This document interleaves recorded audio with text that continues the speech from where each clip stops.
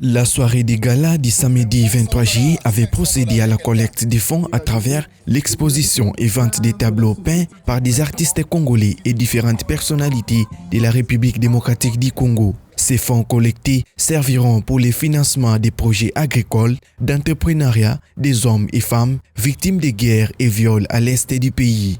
Ces gestes rentrent dans le cadre du programme écolo initié en République démocratique du Congo.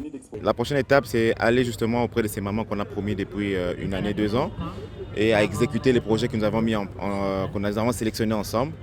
Et on va vous rappeler encore peut-être après ces projets pour une soirée de restitution pour vous dire le résultat de ce que nous avons fait aujourd'hui. Quel était l'objectif a été atteint. Tout à l'heure, j'ai dit dans mon discours que notre projection a été d'atteindre pratiquement 693 femmes et 1200 enfants par rapport au projet que nous avons sélectionné. Et nous allons voir par rapport à ce que nous avons récolté si nous pouvons atteindre cet objectif. Sinon, ce que nous allons faire et on va vous communiquer par rapport à votre participation. Ces différents tableaux ont été peints par plusieurs personnalités du pays, les artistes, les regroupements politiques et associations, ainsi que les organisations non gouvernementales.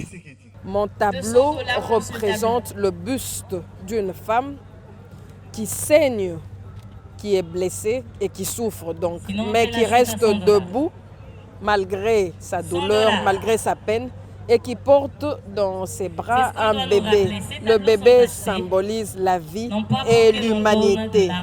Cette femme, c'est la femme que nous avons décidé d'accompagner. Nous, AIFA, nous sommes partenaires à l'ONG Ekima dans le cadre de ce projet.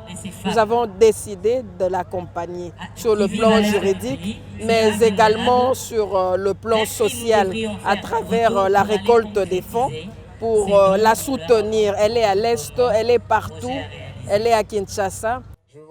Comme toute organisation non gouvernementale, la Maison Outanda a également marqué son pas dans cette initiative qui vise à lutter contre la pauvreté et le chômage des jeunes, devenus comme une maladie endémique, et augmenter ainsi le pouvoir d'achat de cette population victime de guerres à l'est du pays.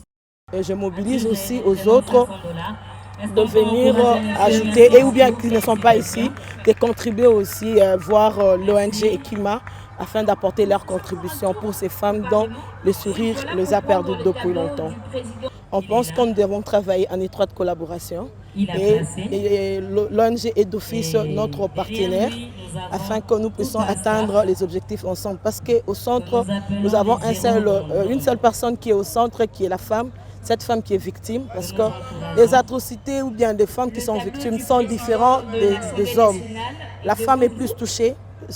Elle est celle qu'on a violentée, celle qu'on tue, celle qu'on menace plus.